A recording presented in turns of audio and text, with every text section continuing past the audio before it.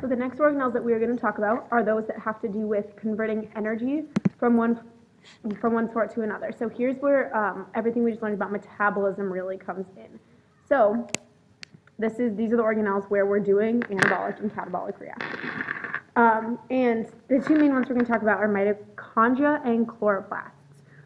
So first and foremost, mitochondria is where cellular respiration takes place. So this is where we have glucose and we break it down to get ATP that can power the rest of our cells.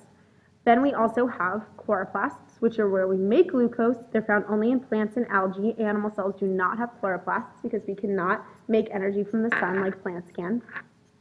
And then we also have these things called peroxisomes, which also have to do with metabolism.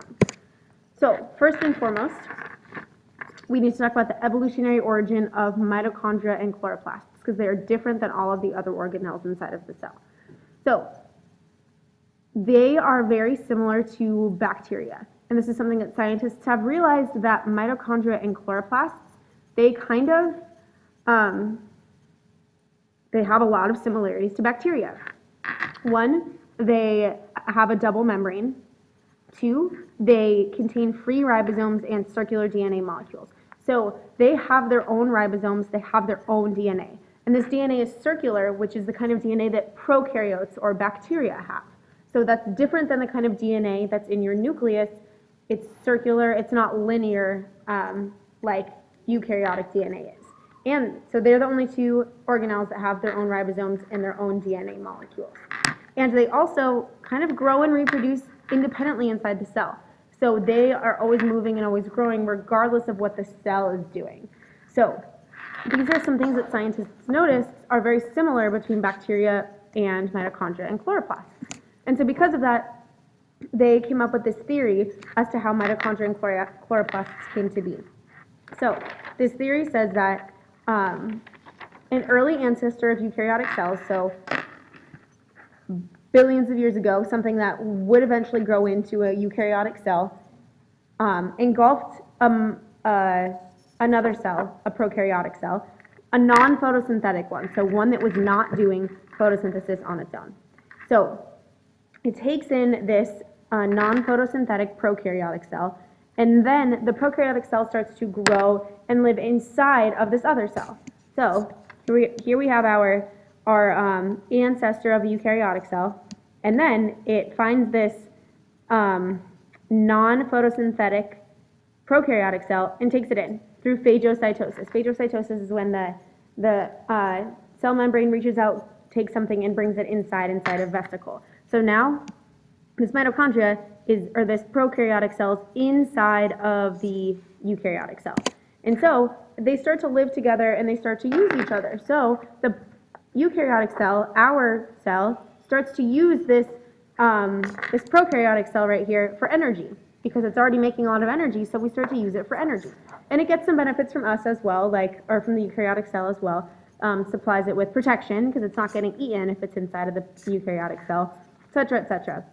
They start to live together, and this is called endosymbiosis. So he's living inside, the prokaryotic cell is living inside of the eukaryotic cell, and they're living together. That's what symbiosis means. Sym means the same, and biosis means life. So endosymbiosis, they're living together with the mitochondria inside of the eukaryotic cell. So that's what this theory says, that mitochondria at once was its own kind of bacteria that lived on its own, and then a eukaryotic cell took it in and started using it. That's why it has its own ribosomes, that's why it has its own DNA, because it was living on its own at one point. It needed its own DNA, and it needed its own ribosomes to turn that DNA into proteins. Then, this same theory, the endosymbiosis theory, says that it happens again, but this time we have the eukaryotic cell that already has a mitochondria inside of it, at least one of them this happened to, and then it goes and finds a photosynthetic prokaryotic cell. So a prokaryotic cell that is doing photosynthesis. So this photosynthetic prokaryotic cell is going to have its own ribosomes, it's going to have its own DNA, and when we take it inside, now we can perform photosynthesis for this eukaryotic cell. So that is how we got plant cells. That's how we got chloroplasts inside of a eukaryotic cell. Or, anyways, that is what the endosymbiosis theory says.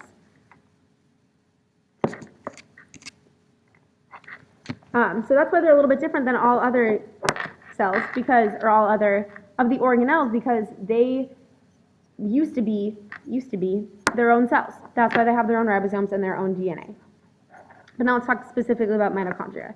So mitochondria are used for energy. They are the powerhouse of the cell. This is where we get all of our energy into usable form from. So we find them in basically all eukaryotic cells. They have a really smooth outer membrane, and then the inside, because remember there's a double membrane, really smooth outer membrane, and then the inside is all folded up like this. Just like folded, unfolded, and fold on top of each other to increase the surface area. And these little guys inside are called cristae. That's what they're folded into, cristae. Then, this creates two distinct compartments inside of the cell, or inside of the mitochondria. The first one is inside the cristae right here, all this space right here. This is called the matrix, okay? Inside the cristae is the matrix, and then between the two membranes, between the outer membrane and the cristae, is what we call the intermembrane space. Inter means between, so the intermembrane space is the space in between the two membranes. And both of these spaces are the cristae, or both the matrix and the intermembrane space, are very important in cellular respiration. And we're going to see how form suits function so strongly when we get into the later chapters and talk about cellular respiration.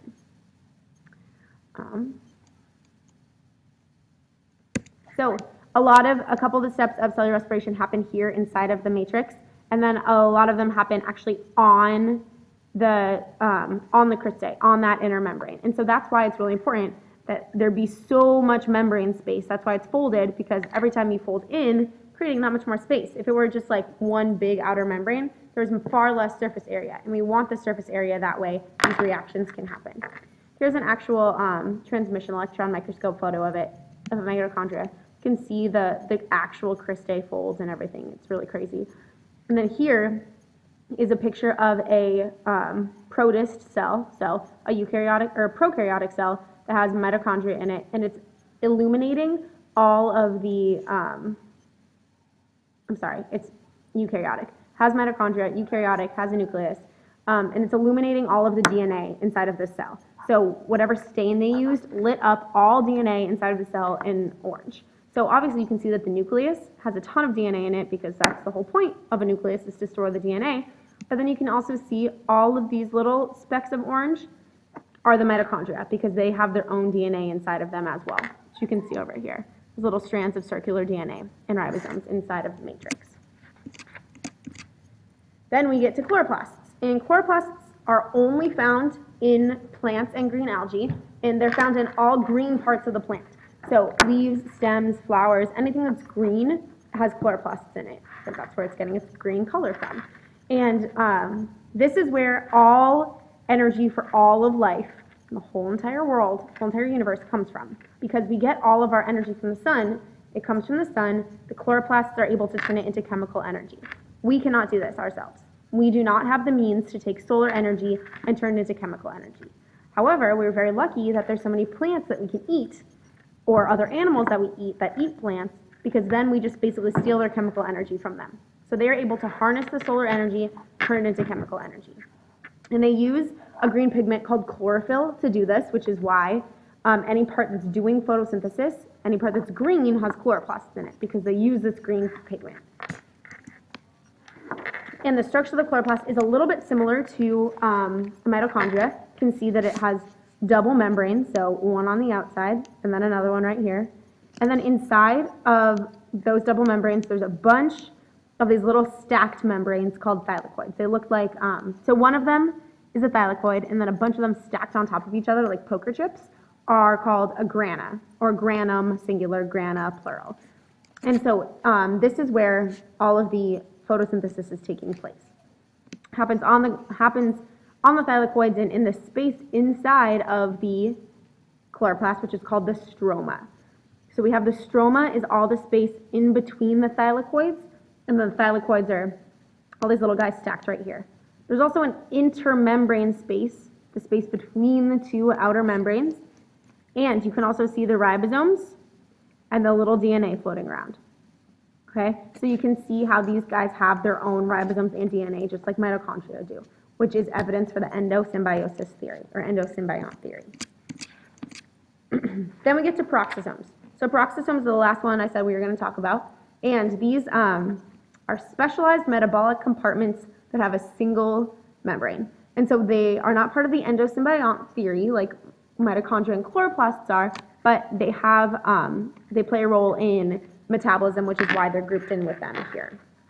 So we don't know much about peroxisomes. We don't know how they're related to other cells. We don't really know where they originated, or other organelles, I'm sorry. But we do know that they play a role in metabolism. Because basically, peroxisomes have enzymes that remove hydrogen atoms from various substrates and transfer them to O2, and so they give off hydrogen peroxide as a byproduct. So this whole process of taking hydrogens and transferring it to water to make O2, or hydrogen peroxide, serves many functions. We can use the extra O2 to break down fatty acids inside of the peroxisome and then send them to the mitochondria to use them to get energy out of. And they can also detox alcohol, et cetera, et cetera. So they are just kind of there to help out in breaking down molecules, not one specific particular role that we're really going to talk about. But this is an example, along with lysosomes, of why it's really important that our cells be compartmentalized. Because if we just had these enzymes that are doing this, the peroxidase enzymes, if we just had them floating around inside the cell, they would be metabolizing everything inside the cell and adding oxygens to everything inside the cell, which would be bad because we only add oxygens when we want it to be a specific marker. And so a lot of our molecules, we don't want to have these oxygens on them. So if we didn't have them kept inside of the peroxisome, then they would be in the cell doing everything. Same with the lysosome. The lysosome has tons of hydrolytic enzymes inside of it. Enzymes that are there to break down molecules, to take big macromolecules and break them down, but only when we don't need them anymore. So if we suddenly throw out the hydrolytic enzymes inside the whole cell, we're going to break down all of the macromolecules inside of our cells, which would be really bad because we need them. We only want to break down the ones that we send specifically to the lysosome.